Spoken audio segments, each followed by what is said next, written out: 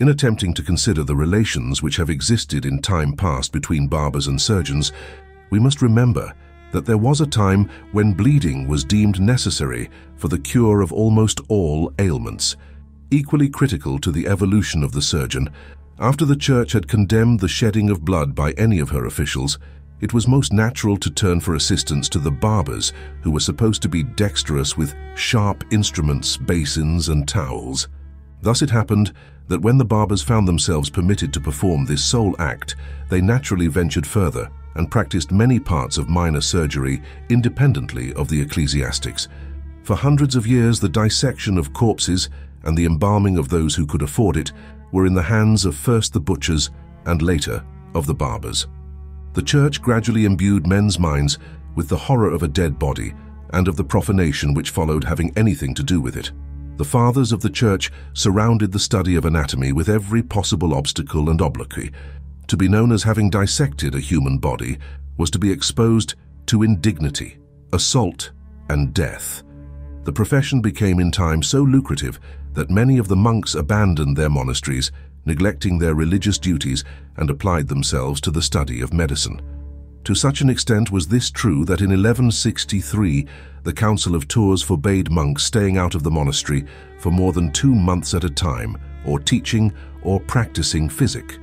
No restraint was at first placed upon the secular clergy, and many of the bishops and other church dignitaries gained both money and honor by acting as physicians to kings and princesses. Next to the Christian clergy, Jewish physicians possessed the largest share of learning. Their nomadic life permitted an interaction with the different nations of the world that was denied to most others, and there were many who studied medicine and practiced not only among those of their own community, but among Muslims and Christians alike. The priests became extremely jealous of Jewish physicians and lay surgeons. They endeavored to secure through Rome a formal excommunication of all who committed themselves to the care of a Jew, while by canon law no Jew might give medicine to a Christian. But so celebrated were the Jewish physicians, and so superior to everything else was men's desire for life and strength, that even the power of Rome could not exclude them from practice. Still less could the clergy restrain the lay surgeons from the performance of their craft.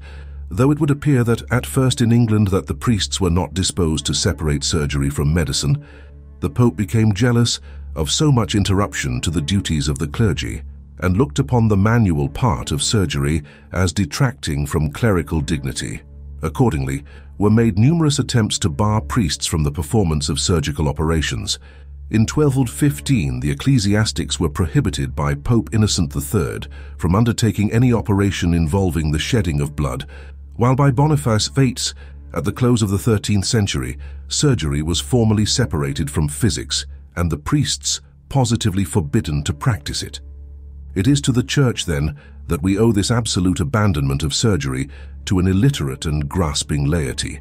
However, for some time the priests kept their hold upon surgery by instructing their servants, the barbers who were employed to shave their own priestly beards, in the performance of minor operations. It was these men who were in some degree qualified by the instruction of the clergy who first assumed the title of barber surgeons, and who gradually formed a great fraternity.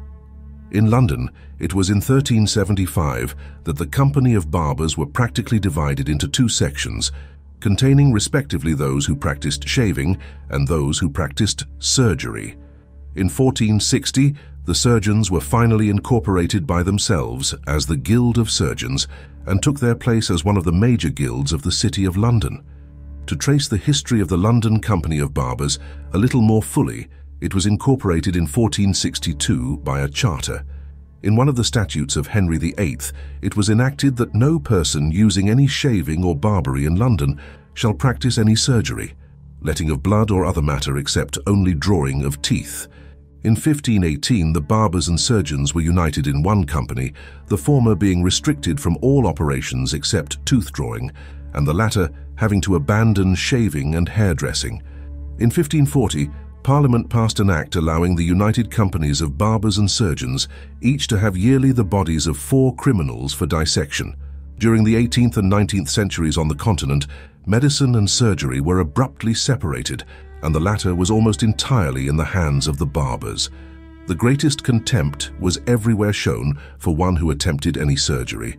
If, for instance, a nobleman, while being bled by a barber, received the slightest harm, the poor barber was heavily fined. Should the gentleman die, the culprit was given into the hands of the dead man's relatives to be dealt with as they desired. Throughout the monasteries, and whenever the influence of the church was felt, it was forbidden to the monks who had the monopoly of knowledge to perform any surgical operation, since the church abhorred the shedding of blood. For hundreds of years, the monks were not allowed to wear a beard.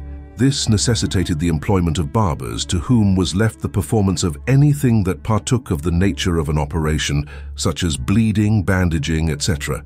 This calling was recognized as a most inferior one, and the barbers, like the bathkeeper, the shepherd, and the hangman, were not considered of good repute. Consequently, the barber was not eligible for membership in any other guilds or fraternities. In 1410, the Emperor Wenzel was rescued from imprisonment in Prague by the daughter of a bathkeeper. In gratitude, he made her his mistress and declared both barbers and bathkeepers to be respectable. At this time, their most dignified labor was the sharpening of instruments. In 1696, Leopold I decreed their profession to be an art, and gave it a position above that of the apothecary, so that in their most dignified occupation they were elevated to the making of ointments and plasters. As surgery has to thank its existence upon the beard of men, so the European continent may thank the Crusaders of the 11th century for having necessitated the existence of the bathkeeper because of the leprosy which they brought home from the East. During the Crusades, there were founded numerous orders having for their original purpose the care and protection of pilgrims and injured soldiers. The three most celebrated orders were the Knights of St. John, the Knights Templar, and the Teutonic Order. As the then humble and enthusiastic members of these orders returned from the Holy Land, they established hospitals for the care of lepers, who became very numerous in Europe. It is stated that in France in 1225 there were 2,000 hospitals for this purpose. The number of hospitals and cloisters dedicated to the lepers being insufficient, bathhouses were built and bathkeepers were engaged to prevent the spread of leprosy. At this time, the bathkeeper was permitted to bathe and later to bleed, although the bleeding was required to be done in the bathkeeper's own house. Since he was not usually permitted to enter a patient's house, as bathing became less necessary for the prevention of leprosy, the bathkeeper took to imitating the barber.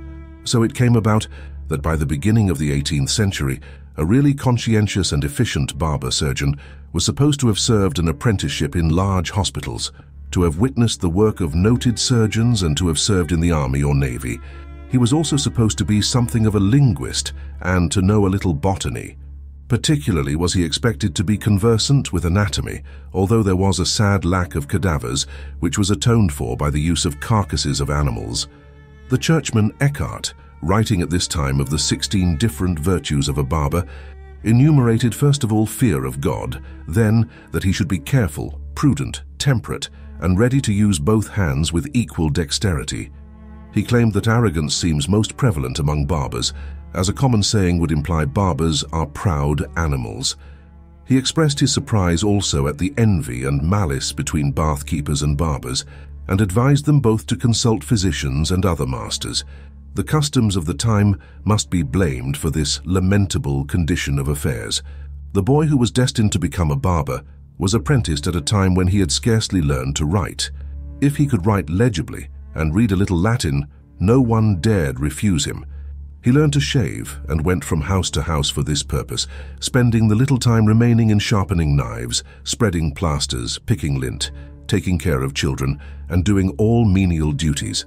After years of this work, he was gradually taken to visit patients, and then was taught how to bleed, apply leeches, extract teeth, and administer enemas. His master, probably knowing nothing of anatomy, could give him no instruction, though by the laws of apprenticeship he was bound to do so. Before concluding this apprenticeship, he was supposed to pass an examination, which his master's laziness usually permitted him to escape. He then presented the master with some silver instruments, and was dismissed with an injunction to be thankful that such a miserable specimen of God's creatures had ever been taught to shave a beard or spread a plaster. He now became a journeyman, still living at the house of his master, and was not allowed to marry. After a while he received a paltry sum as wages, got his dinners free, and began to dabble on his own account. Study was out of the question. These men could not understand what little they did read and served the community mainly as bearers of tales. After some years of activity as journeymen, they could become masters by applying to the authorities, presenting certificates, and passing an examination before the physicians of the district. Prussia was the first country to appreciate the necessity of regulating medical practice, and the barbers and bathkeepers were placed under the control of the Medical College, founded in 1685. In 1725, King Frederick William issued a famous edict which did much to regulate medical affairs throughout the kingdom and directed, among other things, that barbers and bathkeepers should lead a religious, temperate, retired and sober life in order to be at their best whenever their services were required. When their business was not sufficiently good, they assumed other work. One man was surgeon, municipal judge and postmaster all at once. They were extremely envious of each other and often dabbled in medicine without permission. It was not until 1779 that the bathkeepers were permitted to rank in Prussia with the barbers and were allowed to use more than 4 basins. There being no temptation to enter these ranks, it is not strange that so late even as 1790 good surgeons were rare in Germany. Not 1 in 50 of the barbers really knew the first principles of the work they were supposed to perform. It came to such a pass that surgeons were compelled to shave and perform other duties of the hairdresser, for no surgeon was allowed to practice as such unless he was the proprietor of a head-shaving and bathing establishment with assistants and apprentices and belonged to the Barbers' Guild unless he was favored by royal exemption. It was the general lament in Germany all through the 18th century that German surgeons were educated in barbershops. Even by the middle of that century, the practice of surgery was not considered an honorable business, and those who practiced it were not permitted to carry a sword. Neither was a surgeon admitted into society, nor tolerated among physicians. Moreover, when unsuccessful, he was bitterly and relentlessly pursued. Under existing conditions, the government either could or would do nothing to alleviate the distressing condition. The physician boasted of his education and treated the surgeon and his craft with disdain, holding that surgery sustained the same relation to medicine that geometry does to higher mathematics and physics. However, all this time, the physician contented himself with disdaining surgeons. He made no attempt to elevate the craft, nor to himself study and adorn it. Even by the beginning of the 19th century, there were scarcely any physicians in Europe who could diagnose a surgical case, while dentistry, they claimed, called for no more skill than that sufficient for tooth extraction. It was even claimed that so long as the people generally were neglectful of their teeth, the physician or the surgeon should be ashamed to concern himself with dentistry. The medical historian von Siebold deplored the position of the surgeon. His large military experience had shown him the difficulties with which he had to contend before he could enter society, while his ambitions and high motives were scorned. Even the peasantry were bitterly opposed to all operations. So intense were their feelings that he repeatedly removed his patients to other towns before performing operations. Nevertheless, it was true that there were the best of reasons for lack of confidence in any barber who dropped his razor for the purpose of treating a fracture, a hernia, or an obstetric case. The state required a barber surgeon to call in a physician in all complicated surgical cases. In such a case, the physician demanded the control of the case and reserved to himself the right to judge of what was required. He would not even consider a surgeon who had obtained the doctorate as his equal. Such consultations resulted in little but quarrels and disagreeable scenes. If a village contained no physician, the surgeon treated also internal diseases, though he was not allowed to use strong medicines. Every district had its special surgeon, who would charge of several villages where he had the right to keep journeymen and apprentices and to do shaving and cupping.